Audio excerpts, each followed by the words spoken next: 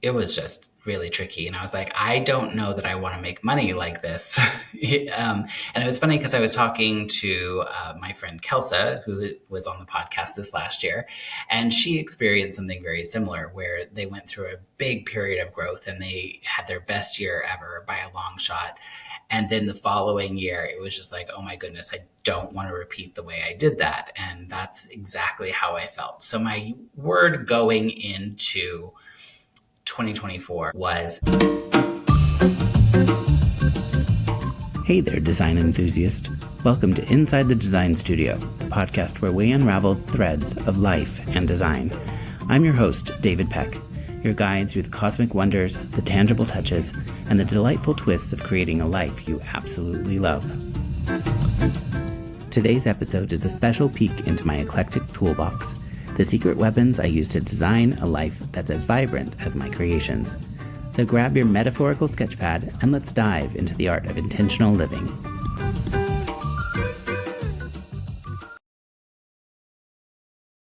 welcome back to Inside the Design Studio. It has been a minute since I have released a podcast, and that's because the end of this year was just a lot. I want to say it was crazy busy. It was because we were understaffed. We had a lot of things to accomplish, and it was just a kind of a hard end of the year. So I am excited to be starting 2025 fresh and new. And I wanted to do a couple of solo episodes to just kind of set the tone for the year. We're going to have some amazing guests this year. I'm so excited. But today I wanted to talk all about what I do to start the year. And this is a tradition that I started, I want to say like 7 or 8 years ago. I always had sort of a love-hate relationship with setting New Year's resolutions for me always seemed like something that was destined to fail, and I didn't like to fail. I'm a Capricorn. I don't like failing. So I at first would do things like, well, what am I going to add to my year? And what am I going to start doing rather than what I stop doing? And that worked pretty well for a while. I think I was successful. But then I hit upon this idea, not that I didn't come up with, but having a word of the year and setting an intention for the year. And so I wanted to talk a little bit about what my words have been over the last several years, and then talk about the word that I chose for 2025. So we go back just a little bit, the big year, and I feel like for so many people in the world, 2020 was a tricky year. Obviously, we dealt with COVID, so many different things. Well, I had set my word for the year in 2020 as abundance, which kind of seems ironic and maybe an oxymoron to think of abundance in a year when so much was going wrong. But what was crazy about setting that intention for the year is that it really helped me to find ways to look for abundance during a time when I think a lot of people were struggling. And we strangely, and I say we, when I say I'm talking about the business that I own, as well as personally, I think in so many ways. But so much of what I'm talking about, I think, is filtered through the lens of business. So just keeping that in mind as we go through these words. Was abundance, and really looking at how can I make my life more abundant. It actually kind of started before that because I wanted to celebrate my 40th birthday in 2020 big, and a friend of mine and I were both celebrating at the same time. And she had this idea of going to Punta Mita, Mexico. It's a big trip. It was an expensive hotel and resort. And I was like, how am I going to pay for it? Well, I started doing like credit card hacks and figuring out how could I get the points that I needed to stay at this amazing resort. And I figured out how to do it. And that really kind of set me up for the year, that mindset in 2020 of being able to figure out how to afford the things that I wanted. It was all in for abundance in 2020, despite the world imploding. And we actually had one of our best years in the business ever that year, which was insane considering that life was just so crazy.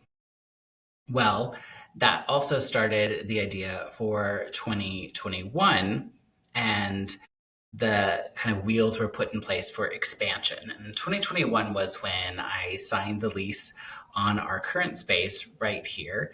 And really thought about how could we expand, because before that we were really only focused on doing custom work. We had some ready to wear in the store. It wasn't really even a store, it was a very small space, but we didn't have the store that we have now with all of the custom options, with all of the ready to wear options, with all the jewelry and accessories, and being able to actually host events that are just bigger and better. And so being able to find this space, which was really tricky, and being able to sign the lease and start the build out all in 2021 was all about expansion and expand. I did. My body may have expanded as well during that year too because of the stress, but I mean, the goal was expansion, so I guess I did it. And that led to 2022. And my word of the year for that year was possibility. And that was, what is possible given this, idea of abundance, given this idea of expansion, like what are the possibilities? And I began to explore a lot of different ideas of how could I grow not only the business, but myself? Are there different ways that I could look at life differently? Part of that was joining a mastermind that in the end didn't work out, but it did work out because I met an incredible group of 6 people. Well, there are 6 of us total. And we have continued to meet regularly. We meet on Zoom every 2 weeks, and then we meet in person twice a year for 3 or 4 days. Having that group of people has really opened my mind to the idea of creating possibility and helping each other create possibility. And that has just been one of the most transformative things that I've done in the past couple of years, is to be a part of that group and invest time, effort, energy, money into being a part of that group. So in 2023, the word was consistency, because it was like, okay, we've got all these things going, but in order for it to be successful and in order for it to grow and to be stable, things needed to be consistent. And we were still, just in the infant stages of being in this new space in terms of the business. And so it was really figuring out, what is the true business model? What does the space allow us to do? What do our customers and clients want from us? And what resources do we need, whether it's money, time, people, to allow this to happen? And so I really focused on, how do we make this year consistent, the year of 2023? And I look back at the numbers, and strangely, like every month was pretty consistent. There were some months when we did like really, really well. But if you look at it across the board, we did very consistent numbers. And so we had consistent issues on top of that. Like, it wasn't just that everything went great, but having that consistency really showed the places that need to be reviewed and needed to be adjusted so that growth could happen. So in 2023, we had our best year ever by a long shot. It was a huge year. We hit a big number milestone that I was very excited to reach. It felt really good in terms of being able to achieve those numbers, but it was hard. It was really, really hard. Every single day, it just felt like it was just a battle. Like, we were always trying to fix these problems that weren't quite getting solved, even though we were being very consistent with our sales. And that consistency, I think, really helped to expose a lot of those issues that needed to be resolved. It was just really tricky. And I was like, I don't know that I want to make money like this. And it was funny because I was talking to my friend Kelsa, who was on the podcast this last year, and she experienced something very similar, where they went through a big period of growth and they had their best year ever by a long shot. And then the following year, it was just like, oh my goodness, I don't want to repeat the way I did that. And that's exactly how I felt. So my word going into 2024 was effortless. And now that I'm looking back at the year, I can see in so many ways how it came to haunt me and also came to guide me in so many different ways. Because on the surface, if I told you all of the things that we've had to deal with this year, the inconsistencies, the ups and downs, the economy, the election, all of the stuff, it did not feel effortless on that level. On a surface level, effortless was not it at all. Yeah, it was hard. It was a really, really hard year. However, when I look at how I was transformed as a person, but then also I think as a business, Effortless really was the thing that guided us. We had worked on systems and we had worked on trying to identify the areas where we could grow, the areas where we could simplify. But this year really forced us in so many ways to confront them and really streamline everything that we were doing. There was nothing that was easy. Every time I thought it couldn't get harder, it actually forced me to be really, in some ways, realistic, but then also sort of inspired by what could be done with less. And we had accomplished so much in the previous year with the consistency and having our best revenue year ever, but it was not easy in terms of profitability. This year, I don't know where we are in terms of profit, to be honest, but we have really streamlined almost everything we've done. We're doing more with less people. We are having systems that are steadily improving, those systems that are like making us see the way forward. It doesn't mean that it's easy. Like, it's not at all easy. My team will tell you that it is incredibly hard, and probably sometimes they feel a little bit still overworked. However, there is a light at the end of the tunnel, because everything we focused on is how do we make this part of the business feel effortless. It may not feel effortless today, but we're making decisions about how can what we do feel effortless going forward. We've learned our lesson. We've learned how about this. What are we going to do to make this feel effortless going forward? And if we can't, then maybe it's not something that we need to keep, and we can let go. We can edit. We've done a lot of editing this year. We've done a lot of cleaning. I feel like this year has been all about cleaning up messes, cleaning up inconsistencies, cleaning up systems that weren't serving us anymore. And it wasn't because the systems were bad, but we had grown out of them in so many ways, or we had a different perspective, or we have changed our business model in a way that made us feel like, okay, this isn't serving us in the best way.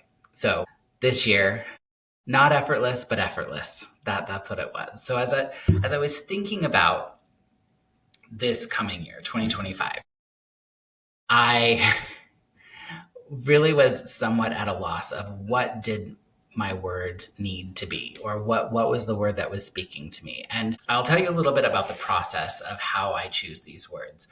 It usually starts about a month or two before the end of the year, and I start reflecting on what I have learned.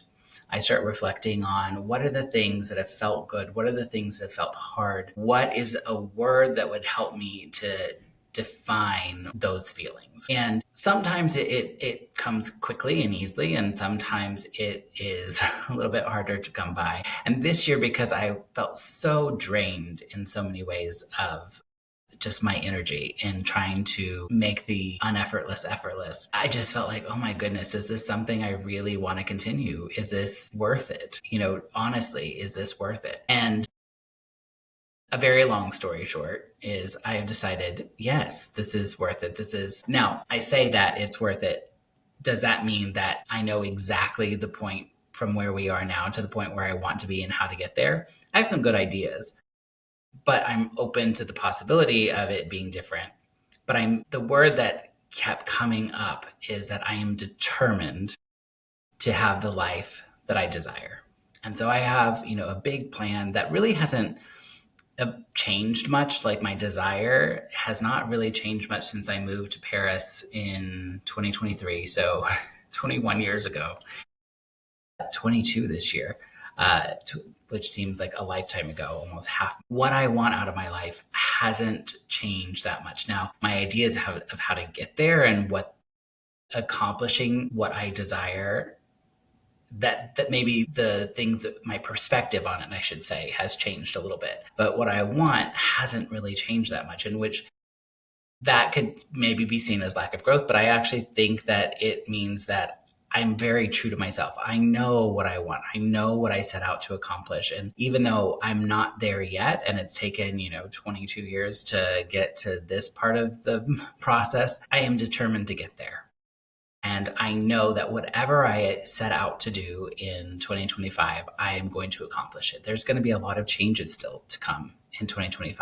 I think that I have staff changes that I know are happening. A right-hand person here at the store is actually moving to Paris in July. She's still going to be a part of the team and working virtually, but that is going to be a big change. That's going to be an adjustment. And so 2025 is going to be, how do we get ready for that? How do we prepare? I actually think it's really exciting, not only for her because she is getting to move to somewhere that's one of my favorite places on the planet, but she is getting to, fulfill a dream of hers. And I think that it's possible to do it while also still being a part of this company. And had we thought about that maybe a year ago, that wouldn't have been a possibility. And I am determined that we are going to figure all these things out. And so the word, if you haven't guessed by now, for 2025 is determined.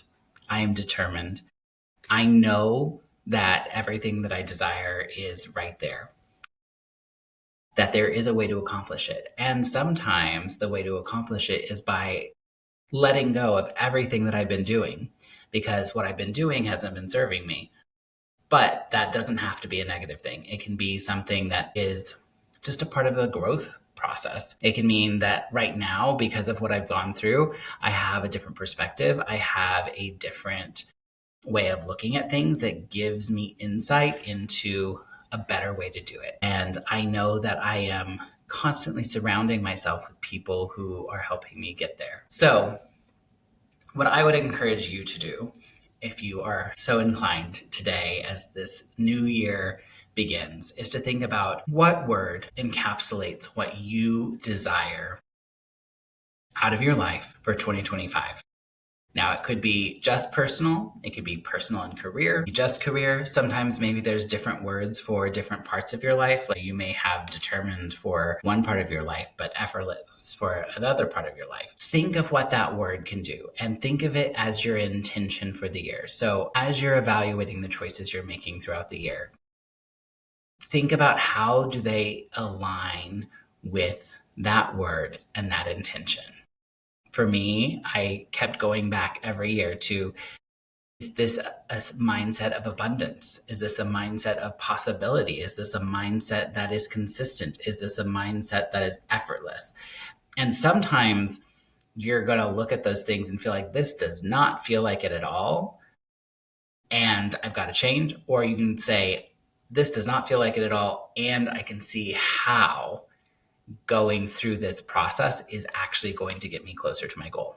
So that is what I would recommend for you as we head into 2025, is to think about your word of the year. Sometimes it just takes a little bit of quiet and kind of ruminating on what has gone on in the past year. What are those things that you desire? Give yourself a little bit of time to let the word come to you, because I think it will find you. Write it down. Tell people about it. I actually have, for the 3 years leading up to moving into the space, I actually had them made into a neon sign and put in my office. And so I have abundance and I have expansion and possibility lit up in my office every single day. And that really helps to remind me of what I've gone through to get to this part. And, sometimes there's a word you're going to need to come back to. So, maybe at some point I'm going to need to come back to that abundance idea. But I hope that these words that have sort of been my intention for the year, they kind of stack on each other and they kind of grow with each other. And the lessons that I've learned by making those intentions very clear kind of grow with me from year to year. So set your word for the year. Let me know what yours is. And I want to know if you've done it before, like how did it change your life? How did it change your year? How did it change your perspective? So until next time, Happy New Year. And there you have it, another episode of Inside the Design Studio in the books. If you enjoyed this exploration of life's design, hit that subscribe button so you never miss an episode. And hey, if you're feeling extra generous, leave us a review. Your thoughts fuel our creative journey. I'm David Peck, your design companion on this adventure. Until next time, keep crafting a life that's as captivating as your favorite masterpiece.